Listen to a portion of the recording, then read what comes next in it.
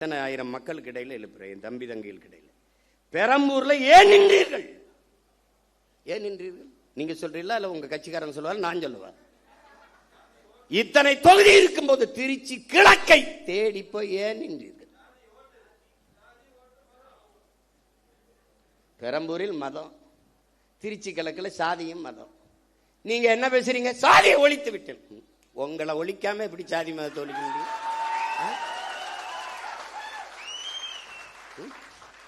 நடிக்கும் போது வராத ஜோசப்பு, அரசியல் வரும்போது ஜோசப்பு. இப்ப முதலமைச்சர் ஆயிட்ட பிறகு ஜோசப் விஜய், ஜோசப் விஜய். அந்த படங்களை திருப்பி ஜோசப் விஜய். ஏன் அந்த முதல் படத்தில் அறிமுகம் முகமது ஜோசப் விஜய் போடல? எப்படி எப்படி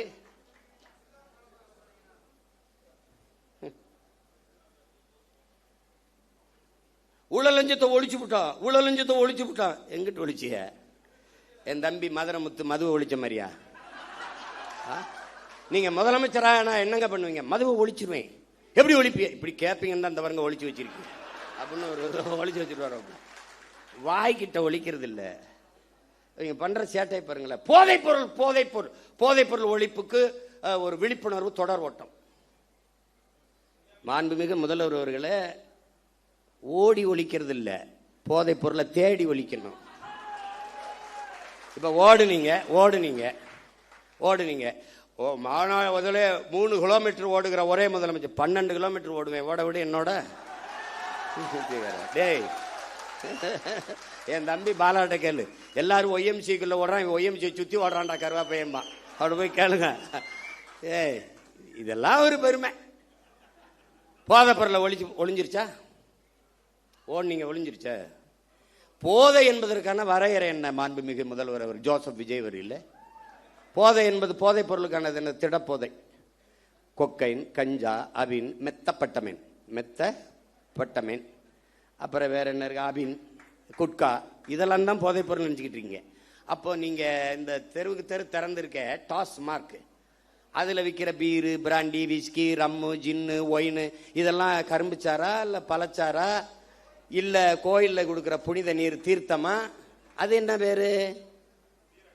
அது எப்படி? இவங்க மாற்றம் என்னங்கிற? என்ன மாற்றங்கிற? இதே பேசுறது நம்ம மாற்றம் சொல்றதுனால மாத்திட்டோம், நாங்க மாற்றம். என்ன மாற்றம்? என்ன மாற்றம்? இந்த திராவிட கட்சிகள் அரை நூற்றாண்டுகளாக வெறும் செய்தி அரசியல், விளம்பர அரசியல் தான் செய்தது. சேவை அரசியல் செய்யவில்லை, செய்யாது. தேர்தல் அரசியலே செய்தது, மக்கள் அரசியல் செய்யல, செய்யாது. அதேதான் இவர் செய்தது. இங்க இருந்து போறோம், இப்ப வெளியில போய் பார்க்கிறோம், பேருந்து நிலையங்கள் முழுக்க பதாகை. மக்கள் காசை வீணடிக்க மாட்டார். அதுல வச்சிருக்காப்ல 717 சில்லறை மதுக்கடைகளை மூடியது வெற்றி தமிழகம், வெற்றியை நோக்கி தமிழகம். அப்படி சிரிச்சு உட்கார்ந்துருக்காப்ல. இதத்தான் அவர் பண்ணாப்ல. அவர் என்னன்னா, நான் முதல்வன். செப்டம்பர் 16 இருந்து குடும்ப தலைவிக்கு 1000 பூ கட்டுற ஒரு அம்மா, பாத்திரம் தைக்கிற அம்மா படத்தில் இருக்கு. நான் தினம் திரும்பி பார்த்தே போவேன்ல, நான் வேற புதுச்சேரியில இருந்துல வரணும். தினம் உள்ள தெருவில் பூரா பார்க்குறேன், நிறைய பேருந்து கிடக்குறேன்ல, பேருந்து நிலையங்களை பார்ப்பேன். அவர் அப்படியே உட்கார்ந்துருப்பார் ஐயா. இப்ப இவர் உட்கார்ந்துக்கிட்டு இவர் இப்ப இருங்க வரேன். அப்புறம் சிங்கப்பெண், பெண்கள் பாதுகாப்புக்கு சிங்கப்பெண் சிறப்பு படை, அதுக்கு ஒரு விளம்பரம். அப்படியே சிரிச்சுக்கிட்டு இருக்காப்ல. அதுதான் சட்டசபையில் பேசிட்டீங்க, சொல்லிட்டீங்க, செய்தி நாளேடு முழுக்க, தொலைக்காட்சி முழுக்க வந்துருச்சு, மக்களுக்கு தெரிஞ்சிருச்சு. அப்புறம் அதுக்கு இவ்வளவு கோடிகளை செலவழிச்சு தெரு தெருவா விளம்பரம் இதுக்கு? இதுதான் செய்தி விளம்பர அரசியல். இவங்க ஒன்லி ரீல்ஸ் தான், நோ ரூல்ஸ். ரூல் பண்றது இல்ல, ரீல் தான். இன்னைக்கு என்ன போடலாம்? பேருந்துல போலாம், பேருந்துல அதுக்கு தான் போக்குவரத்து துறைக்கு ஒரு அமைச்சர் போட்டிருக்கீல, தமிழன் விஜய் பார்த்திபன். பேரை வச்சுக்கிறான், கில்லி சரத்குமார், திருப்பாச்சி வெட்டர்வால், எதையோ ஒண்ணு வச்சுக்கிறது, பேரை வச்சுக்கிட்டு சூப்பர் சூப்பராயன் அப்படி ஏதோ ஐயா வச்சுக்கிற மாதிரி எதையோ வச்சுக்கிறது. அவன் இந்த சரத்குமாருங்கிற அவன் எப்படிப்பட்ட வீரன், அது கிள்ளி சரத்து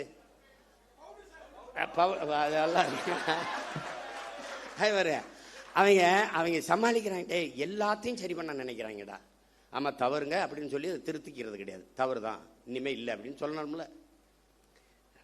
விளையாட்டு போட்டி கிரிக்கெட் ஐபிஎல் பார்க்க போறாரு. சரி போறாரு, குழந்தைக்கு உடம்பு முடியல. எவனாவது நல்ல தகப்பன் உடம்பு முடியாத குழந்தைய தூக்கிட்டு, சின்ன குழந்தைய தூக்கிட்டு ஐபிஎல் பார்க்க போவானா? இவனுகிட்ட இவ்வளவு பெரிய பொறுப்பை கொடுக்குறிய அமைச்சர் பதவி, அவன் என்ன வெங்காயத்துல நிர்வாகம் பண்ணுவான்? ஒரு குழந்தைக்கு தகப்பனாக இருக்க தகுதியற்ற ஒருவனை எப்படா நீ மந்திரி ஆகுறீங்க? எப்படி மந்திரி ஆகுற? மாத்திரை கொடுக்க வேண்டிய நிலையில இருக்குது, உடல்நிலை சரியில்லை என்றால் வீட்டுல குழந்தைய வச்சு பார்த்துருக்கணும். அப்படியே நான் ஐபிஎல் பார்த்தா தான் உயிரோட இருக்கணும்னா வீட்டுல தொலைக்காட்சியில பாரு. அங்க கூட்டி கொண்டு போய் மாத்திரைய ஒரு இதுல வச்சு, அது எது கடன் அட்டையில இப்படி நசுக்கிறாப்ல. பின்னாடி ஒரு பொம்பளை குழந்தை அழுது உடம்பு முடியாத குழந்தைக்கு மாத்திரை நசுக்கா, பின்னாடி ஒரு பொம்பளை சிரிச்சி அதை எவனா எடுத்திருக்கான். எடுத்துக்கிட்டு 500 ரூபாய் இதுக்கு கையில் வருது. மாத்திரை நசுக்கிறதுக்கு 500 ரூபாய்க்கு என்ன சம்பந்தம் இருக்கு? இந்த மாத்திரையை ஏன் நான் பொடியா நசுக்கிற? தண்ணியில போட்டு குழந்தைக்கு கொடுக்க. மாத்திரை அப்படியே போட்டாலே கரைஞ்சிருமே, எதுக்கு நசுக்கிற? டேய், கேட்கறதுக்கு பதில் சொல்லணும். அதை விட்டு உன்னை தெரியாதா? அது தெரியுதுலடா. உங்களுக்கு முன்னாடியே 15 வருஷமா இங்க இருக்கேன்டா, என்னை தெரியாம எப்படி இருக்கும்? அது கேட்கறது. அது அது வந்து அது வந்து அவர் கொடுக்குறாரு, இப்படி நசுக்கி போடுறாப்ல. இப்ப வழக்கு போட்டு சீமான் கெடுத்து விட்டாப்ல. டேய், நாட்டே கெடுத்து வச்சிருக்காடா, நாட்டே கெடுத்து வச்சிருக்கீங்க. நீங்க காப்பாத்த போராடுறோம்டா. கேள்விதான்டா கேட்கிறோம். உங்களுக்கு எங்களுக்கு இருக்கிற வித்தியாசம்டா. மாண்புமிகு ஜோசப் விஜய் முதல்வர் அவர்களுக்கு முன்னாடி நிக்கிற சீமானுக்கு இருக்கிற வித்தியாசம் ஒண்ணுதான். இவன் என்ன செய்வான்னு கேள்வி. இவன் என்ன செய்வான்னா உண்மையை சொல்லுவான். கடன் இவ்வளவு இருக்கு, வட்டியே 1 லட்சம் கோடிக்கு மேல வருது, நம்ம இவ்வளவு சிரமம் இருக்கு, அதனால கொஞ்சம் பொறுங்க. இப்ப நான் சொல்றேன் பாரு, படித்து முடித்து விட்டு வேலை இல்லாத 70 லட்சம் இளைஞர் இருக்கான், கிட்டத்தட்ட 1 கோடி. இப்ப நான் என்ன செய்வேன்? பிரபாகரன் மகன் என்ன சொல்லுவேன்? காமராஜரனுடைய பெருந்தலைவனின் பேரை, வஉசியின் வாரிசு, தெய்வ திருமகன் முத்துராமலிங்க தேவரின் பேரன், தீரன் சின்னமலையின் வாரிசு, அயோத்தியாசர் ரெட்டமலை சீனிவாசனுடைய பேரன். நான் என்ன சொல்லுவேன்னு கேளு. சிங்காரவேலர் ஜீவானந்தத்தின் பேரன் என்ன சொல்வேன்னா, படித்து முடித்து விட்டு வேலை இல்லாத பட்டதாரிகளுக்கு, இளைஞர்களுக்கு வேலை தாரேன், அரசு வேலை தாரேன். அது எந்த வேலைன்னு கேட்காத, வேலை தர்றேன், உனக்கு வேலை தர்றேன். இது நான். நீங்கெல்லாம் வந்து வேலை இல்லாத இளைஞருக்கு 4000 தர்றேன். ஒரு தலைவன் என்பவன் நிலையான தீர்வை நோக்கி நகர்த்தணும்டா. அதான்டா கனவு, அதான் விஷன், அதான் ட்ரீம். ஒரு தொலைநோக்கு இருக்கணும். நான் வேலை தர்றேன். எப்படி தெரியும்? டாக்டர் இவ்வளவுதான்டா இருக்கு. அடே, ஐஏஎஸ் மொத்தம் 7500. இந்தியா முழுமைக்கு எவ்வளவு? 5800 300. இவ்வளவுதான்டா ஐஏஎஸ். ஐபிஎஸ் எவ்வளோடா? 7000. எவ்வளவுடா முதல்ல? எவ்வளோடா? ஒரு 7500 7800 8000 இருக்கும். இவ்வளவுதான். நான் எல்லா ஐபிஎஸ் சோறு அது எங்க ஆத்தா அப்பதான் ஊத்தணும். இப்ப நான் என்ன சொல்றேன், இந்த பணிகள் அப்படியே இருக்கட்டும்.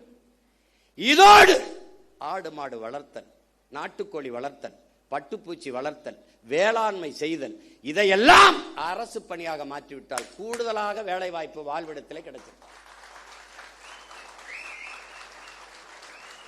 இப்ப உதாரணமா ஒரு சிக்கல் பாரு. இந்த கறிக்கோழிக்காரன் போராட்டம் நடத்துறதுக்கு தயாரா இருந்தான். ஏன்னா வெளியிலிருந்து வர்றவன் கூடுதலா இறைய கொடுத்து எடைய கூட்டி தள்ளிடுறான். இங்க அது வரும்போதே எல்லாம் போய் இங்க நிற்கும் போது அங்க ஏத்துறதுல இருக்க இடம் இங்க இறக்கும் போது இருக்குல்ல. நான் போராட்டம், நான் என்ன கேட்கிறேன், நீ என்ன மயத்துக்கு அங்கிருந்து ஏத்துற? நீ இங்க வளர்க்க வேண்டியதானே? அப்ப திங்கிறதுக்கு லக் பீஸ். அப்ப என்ன சொல்லணும்னா, இந்த பலகையை தேய்க்கிறதுக்கு எங்க ஒரு உப்பு காய்ந்த வச்சிருப்பான். நீ தானே இந்த ஆடு மாடு வளர்க்கறது அவமானமா பேசினவன் தம்பி.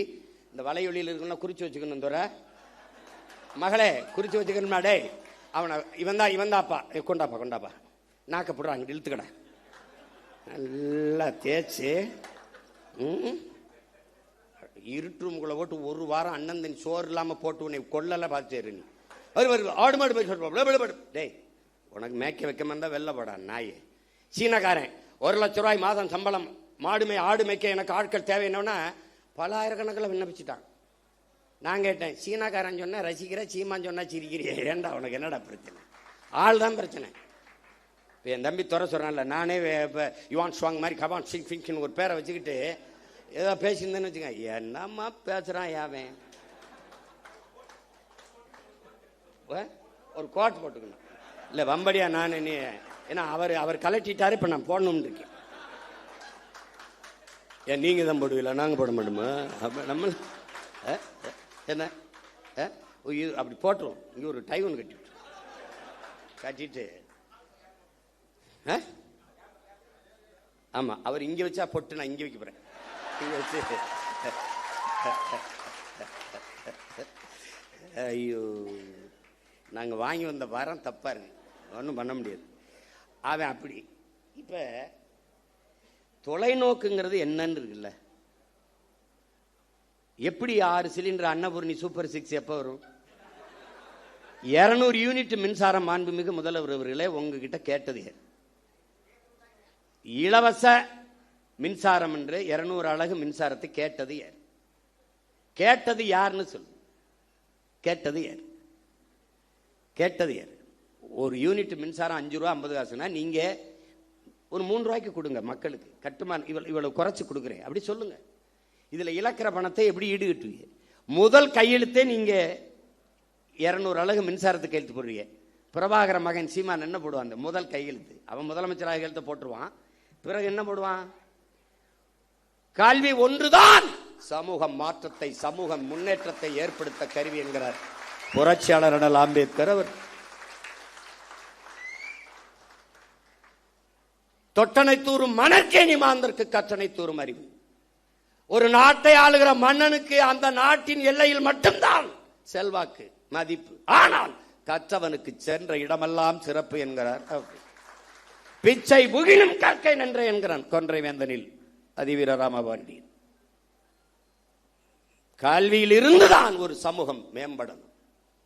அப்ப அறிவு மானிட உரிமை, கல்வி மானுட உரிமை. என்ன பேசுவேன்?